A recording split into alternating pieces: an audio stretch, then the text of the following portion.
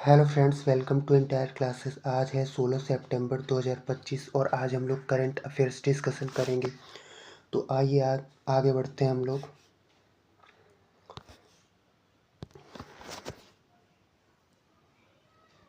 तो आज का पहला क्वेश्चन है, विश्व ओजोन दिवस कब मनाया जाता है?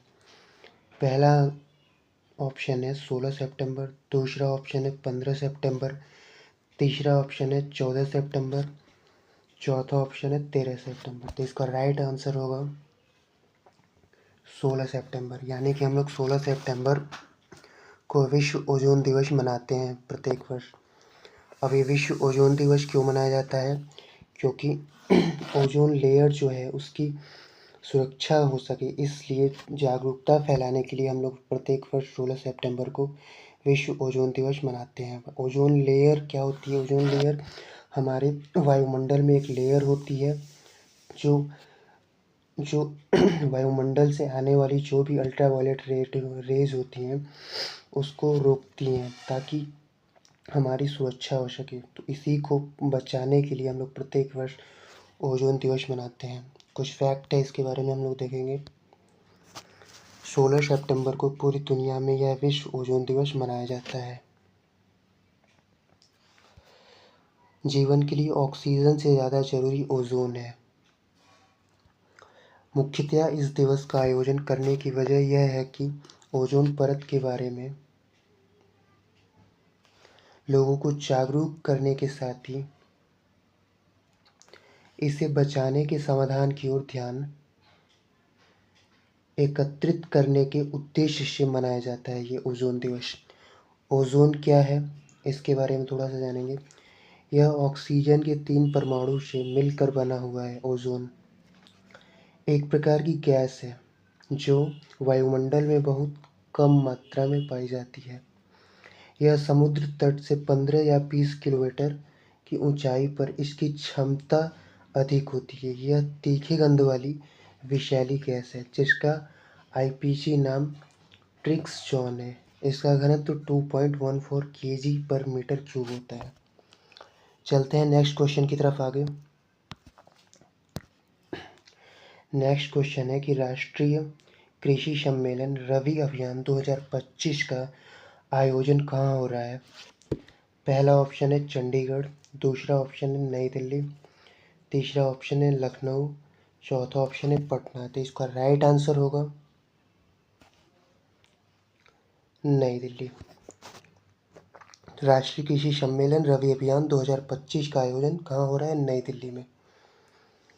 चलते हैं नेक्स्ट क्वेश्चन की तरफ आगे हम लोग। नेक्स्ट क्वेश्चन है, हाल ही में यूनेस्को की संभावित सूची में तिरुमाला हिल और एर्रामाटी टिप्पालू को शामिल किया गया। यह किस राज्य में स्थित है? ठीक है, पहला ऑप्शन है मध्य प्रदेश, दूसरा ऑप्शन है तमिलनाडु, तीसरा ऑप्शन है केरल, चौथा ऑप्शन है आंध्र प्रदेश। इसका राइट आंसर जो होगा आंध्र प्रदेश होगा हमारा। अब यूनेस्को जो है ये संभावित सूची जारी करता है प्रत्येक वर्ष। तो इस वर्ष भारत में हमारा तिरुमाला हिल और एर्रामाटी टिप्पालू जो कि आंध्र प्रदेश है, इनको संभावित सूची में शामिल किया गया है। अब यूनेस्को के बारे में थोड़ा सा जानेंगे हम लोग।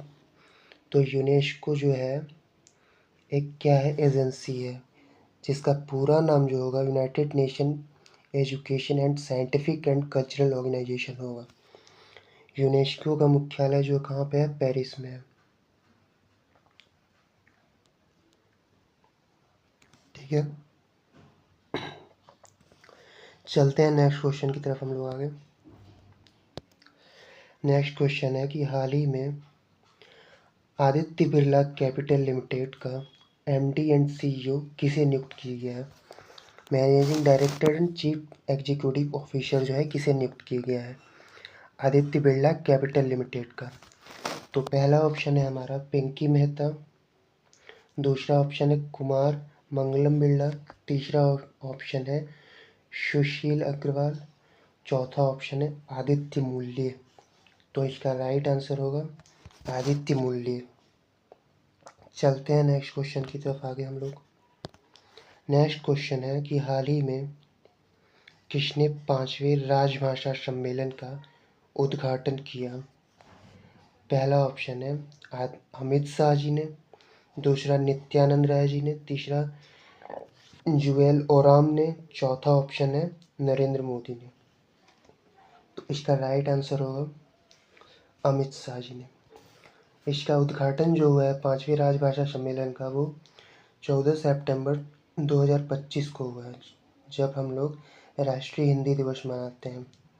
मैंने बताया था राष्ट्रीय हिंदी दिवस क्यों मनाया जाता है, क्योंकि उसी दिन 14 सितंबर 1949 को हमारी संविधान सभा ने हिंदी को राजभाषा के रूप में अपनाया था। चलते हैं हम लोग नेक्स्ट क्वेश्चन की तरफ आगे।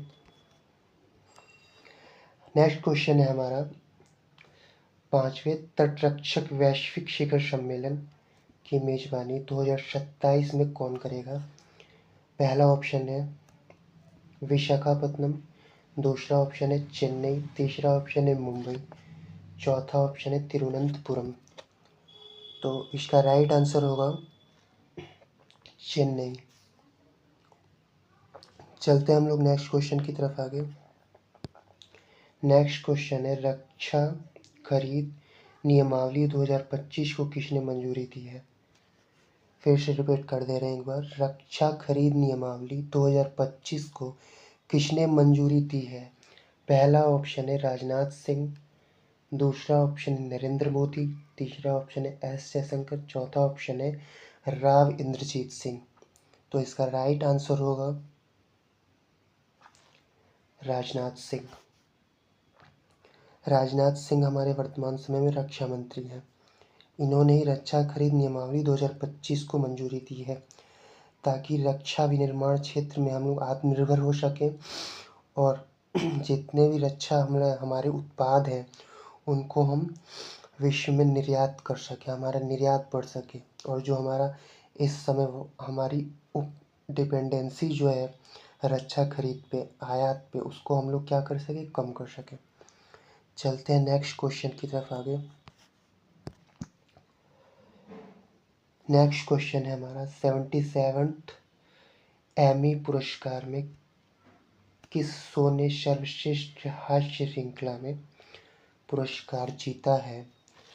पहला ऑप्शन है कॉमेडी चैंपियन, दूसरा ऑप्शन है द स्टूडियो, तीसरा ऑप्शन है हैक्स, चौथा ऑप्शन है हमारा द ऑनर। तो इसका राइट आंसर होगा द स्टूडियो ने 77वें एमी पुरस्कार में हास्य श्रृंखला का पुरस्कार जीता है। Next question.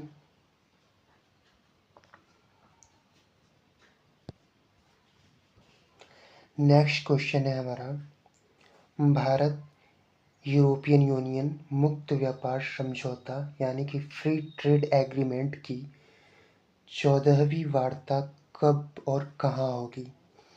पहला ऑप्शन है 6 से 10 अक्टूबर 2025 ब्रुसेल्स में, दूसरा ऑप्शन है 2 से 5 अक्टूबर 2025 नई दिल्ली में, तीसरा ऑप्शन है 10 से 14 नवंबर 2025 लंदन में, और चौथा ऑप्शन है 3 से 7 दिसंबर 2025 मुंबई में।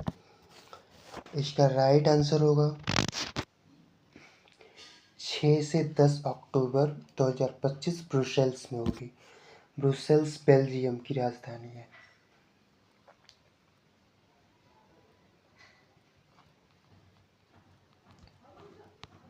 ठीक है। अब भारत यूरोपियन यूनियन मुक्त व्यापार समझौता।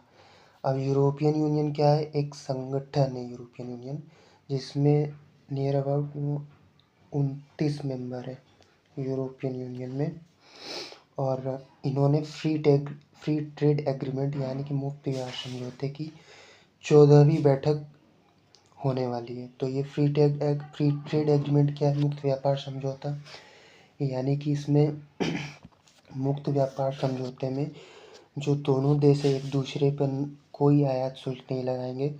जो भी व्यापार होगा वो फ्री ट्रेड में होगा एक तरीके से, जिससे दोनों देशों की जो अर्थव्यवस्था है उनको मजबूती मिलेगी, और जो भी व्यापार है वो बहुत तेज़ी से आगे बढ़ेगा।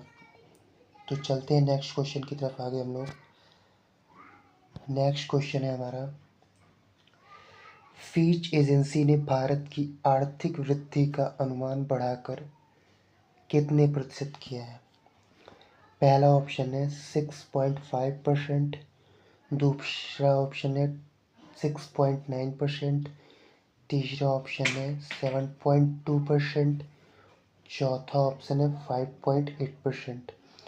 तो इसका राइट आंसर होगा 6.9%।